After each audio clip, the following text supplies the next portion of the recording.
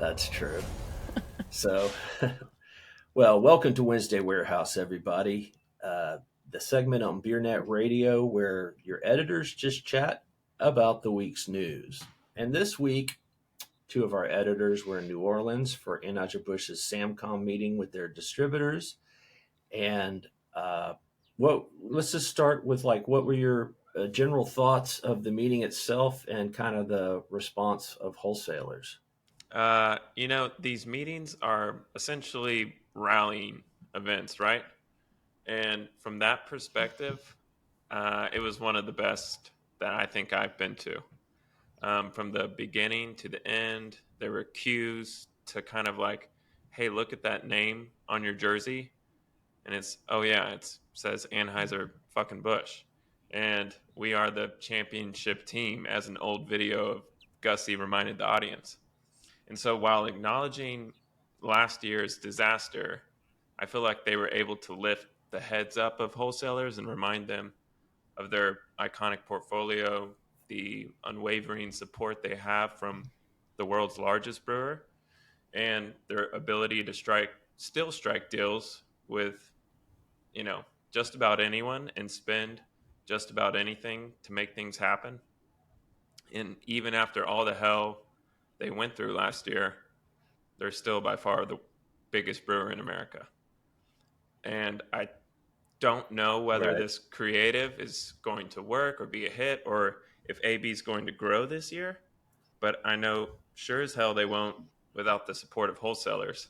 And I think with this meeting, they were able to kind of get everybody back on board and turn the page, which is what the whole entire premise of the meeting seemed to be. It seems like that wholesalers were more upbeat, let's say, than like last year's Sam, or it wasn't Samcom. It was they had a fall meeting that was rough, Yeah. as we remember. So it seems like this one was a lot more upbeat. Did you talk to any like wholesalers or get any impressions of what they thought? Yeah, I mean, we talked to a couple of them, and I thought the best way that one of them put it when I asked, well, what's your read on this, right? Because we wrote that there was robust applause, and there was surprisingly robust applause, but, to get one on one is different. And the first thing they answered when I asked that was, well, look, not everybody's on the same page, right? But I think a majority of us are like, ready to move forward with the plans that have been presented and that sort of thing. Obviously, still in a little bit of a tenuous position with the Teamsters thing still hanging over the head. They very briefly addressed that, basically saying what they've been saying, which is that they expect to get, they're confident they can get something done type thing. But, I mean, and there was another one who kind of said the same thing, maybe a little more measured. But I mean, I was shocked at the level of applause and hooting and hollering. They really leaned into Folds of Honor a lot. I've never seen so much time spent on Folds of Honor as this Samcom. They leaned into, obviously, as Jordan mentioned, their sports sponsorships. And I think the whole point is like, we're AB, you should be proud, like Jordan said, but also like they're trying to make their brands undeniable through alliances like Team USA. How are you going to boycott Team USA? How are you going to boycott Lionel Messi? How are you going to boycott the military, right? Yeah. And they Right. played some of the Dana White stuff. Like they played the quote about like, if you're a patriot, you should be drinking this by the barrelful. And I think that they've decided like this is the way forward because it's just kind of shock and awe, show of strength, ridiculous investments, that sort of thing. I was kind of surprised that they said there was a 25% increase in live sports for their mega brands. Considering all of the deals they've struck, including the UFC one, that sounds kind of low. I would have thought it was Yeah, more. I don't know how they, you that know, does sound low because right? just from what I've seen, like through the press releases and just as a consumer on the airwaves, I told somebody the other day, I think this is the most a brewer has ever spent in the last half of the year ever Yeah. by far. I mean, So I have, I would characterize it as they had a slow start after the Mulvaney thing in April. They kind of didn't get their legs for a few months there. But I think now they figured out what they need to do. They obviously got the funding from the board, Yeah. and I think probably that took some time. And now they're just going full bore, putting that AB share behind them and spending just outspending everybody and grabbing up properties. Kind of what August Bush the third did when he took over from Gussie. Just going around the table. What do we not sponsor and why? And Yeah. let's do it. And that sounds like that exercise has come full circle. Yeah. They're making anything and everything happen right now, whether it be NBA, NFL, MLB. You name somebody, we'll go get them. PBR. Yeah, I mean, Messi. PBR. Professional bull riders. Yeah. To score Messi is pretty incredible. Like, there's big sports superstars like LeBron and the ones we have here stateside, but nobody like Messi. And to actually secure him and put him in a Super Bowl spot to start the year is they're gonna get a whole lot of fans for Mick Ultra that I don't think even have tasted a sip of Mick Ultra just because he's in that commercial. Right. And that's something that'll benefit they're definitely them. taking Mick Ultra mainstream. Yeah. Go ahead, Jordan. No, Jen mentioned the Fold of Honors. That was also something that I've never seen before. I would say it was probably almost an hour dedicated to highlighting that commitment. And it was touching, but it also just kind of reinforced like, hey, Anheuser-Busch is a part of American culture, and we're committed to making this country a better place by supporting those who've lost their life, dying for that. And it's a commitment that I don't think any other brewer has, and something that almost every sponsorship they're kind of trying to tie into, like with Zach Bryan. He's a vet, and so a part of that sponsorship is donating back to Folds of Honor.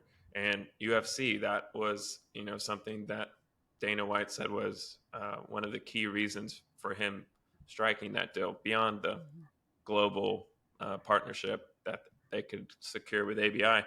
So that is something that they're going to really, really lean into. And as Jen said, it's just going to be hard to argue why you still have a gripe with Anheuser-Busch moving forward for a lot of the people that turn their backs on them.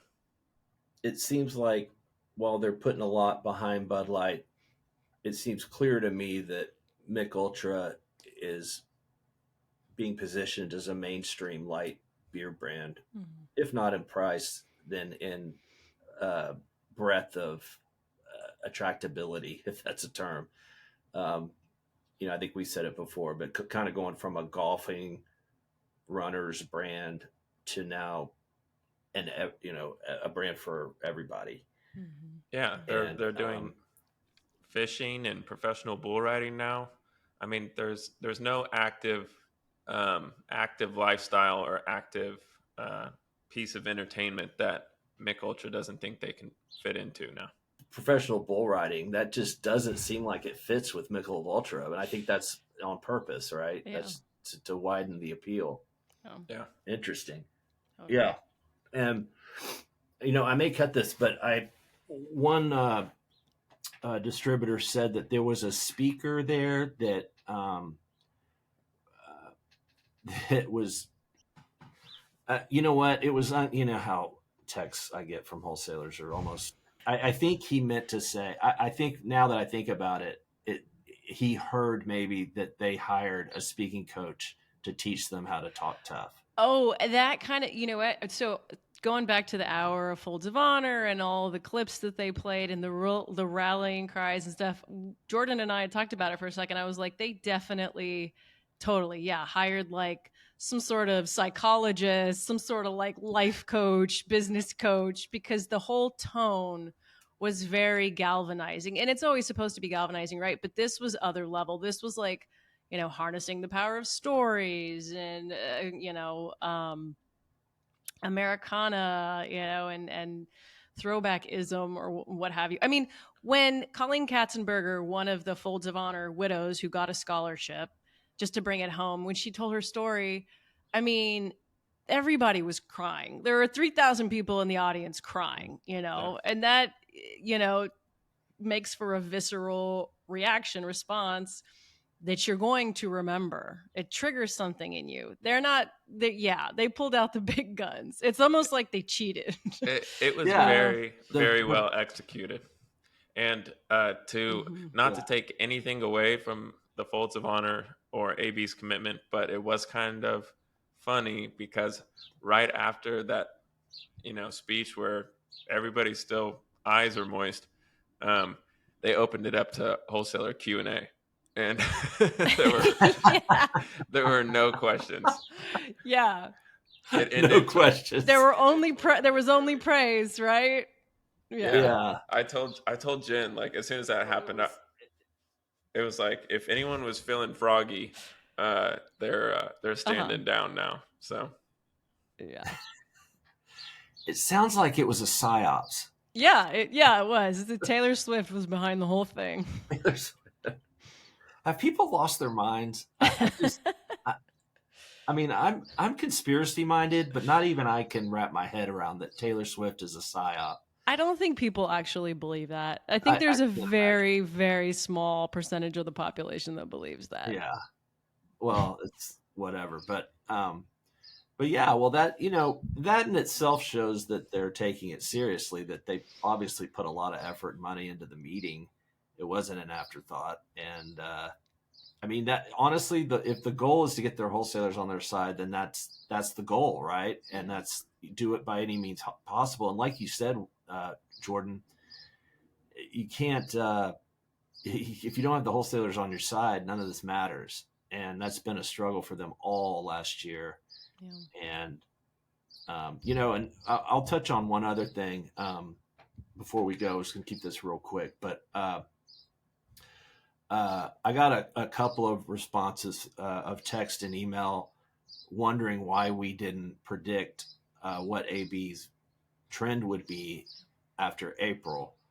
And although, I touched on it a little bit, but Yeah. I mean, there's no point. I think we kind of know what it's going to do. I don't know if that's a fair prediction. It's just going to, I mean, it's been down 29%. It's not like it's wavering up and down and swinging. It's just going to go back to being down whatever the trend was before April 1st last Yeah. year. I mean, if the numbers go like they have been. So that's that's my prediction anyway, for if anybody cares. But, it had all of this spending has not really moved the needle. Right. Bud Light maybe has gained a little share in the light segment, but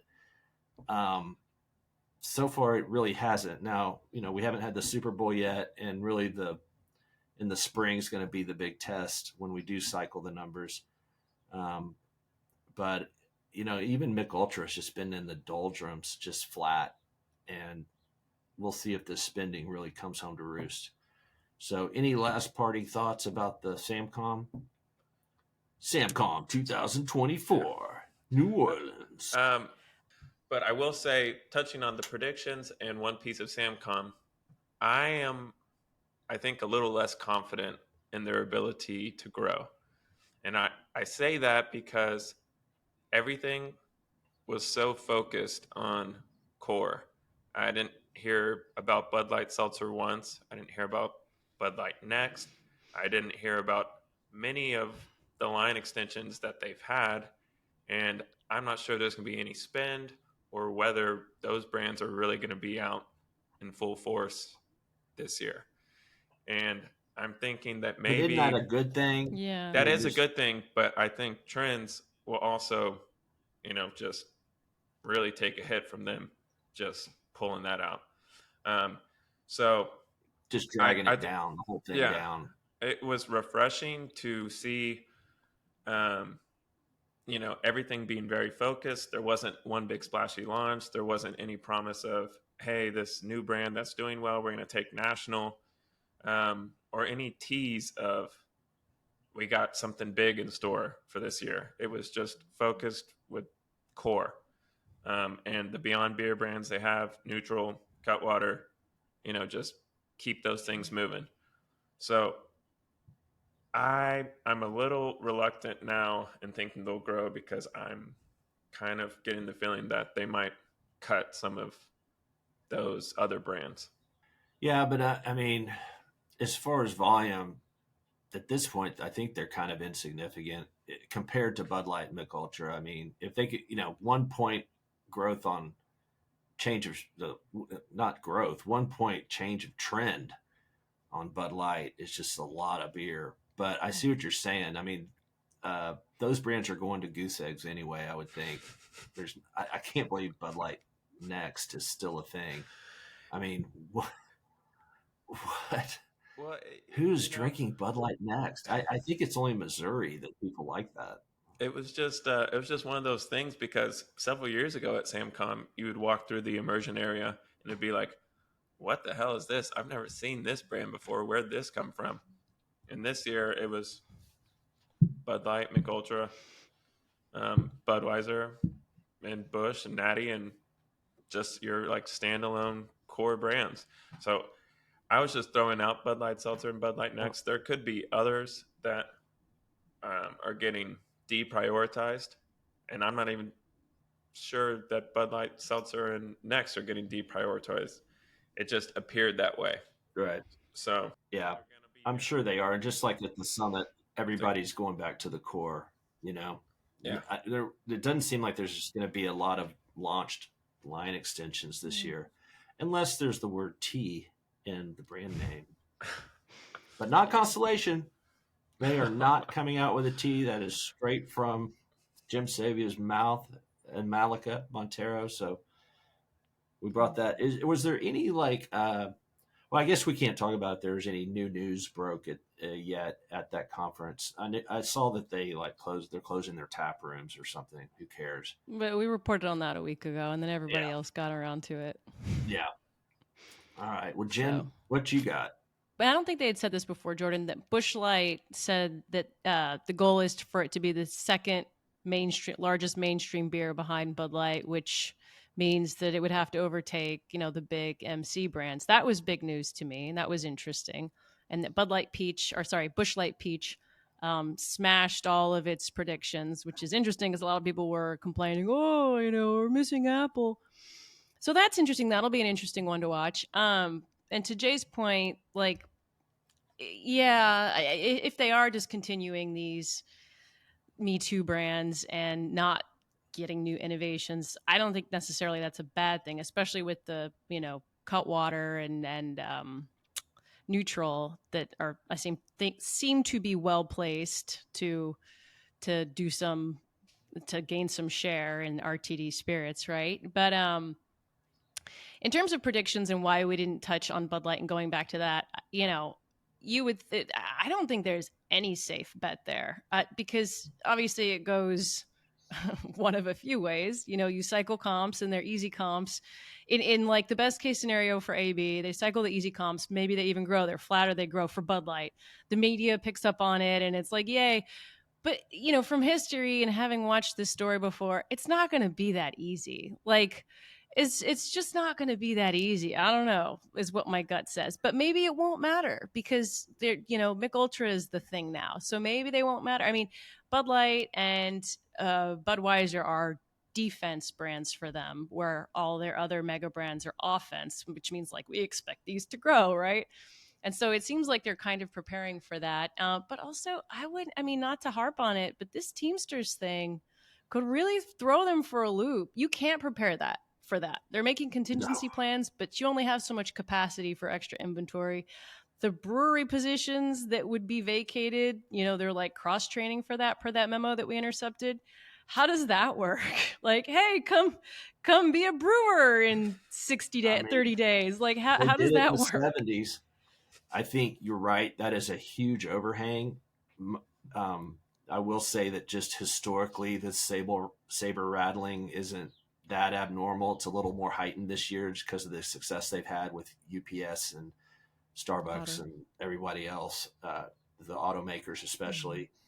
Um, it usually just the saber rattling gets to a peak, and then all of a sudden there's a Yeah. contract, Yeah.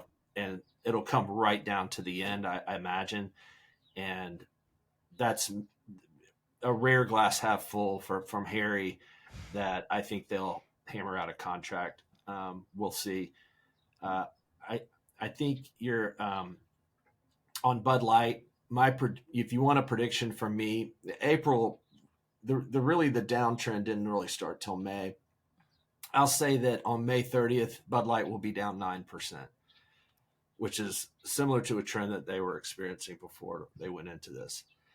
And so that would be a win to me for AB. Not a win. That would just be kind of holding. Mm-hmm. You're holding the tiller, but the sails are all torn, to use a sailing analogy. But it seems like they accomplished what they wanted to do, which was to leave a good taste in most wholesalers' mouths. I think there are, I've heard rumblings of a few that are disgruntled and jaded because the trend hadn't improved. Mm-hmm. They've done a lot, and results still do matter. I don't know what else they could do. They've thrown everything but the kitchen sink at it. So uh, this spring will be just terribly important for AB, uh, and even more important for their wholesalers. I will say I think it's a big positive that the board of AB has allocated resources to the U.S. because um, while they did take a dip in stock price, it really hasn't affected their Mm-hmm. quarterly earnings that much. And the board could just say, "Well, let it go. We'll put resources where we're growing." But they didn't. And obviously that's because the profitability of the U.S. market and the cash flow that it throws off is so important to them. So that's all I'll have to say about that. Yeah, All Michelle. right. Any parting thoughts? I was gonna say Michelle was there, looking very swaggy with like a denim jacket and a bunch of rings on, um, and his comments were off the record. He had But rings on, huh? yeah, but Oh yeah. to what you said, I would just say that it was reinforced that they have unwavering support from global ABI. All right. Well, thank you guys for coming on for this quick update, and thank you for covering it. I will be covering the Gold Network Summit from Constellation. Jen may make an appearance as well. Jordan's going to hold down the fort. He's going to guard the parakeet. He's going to guard the printer. He's going to feed the parakeet, and he's going to feed old Buster. I haven't figured out a name for the coyote up there. I like Buster. All right, guys. Well, take care, and if I don't talk to you, have a great weekend. You too. Peace.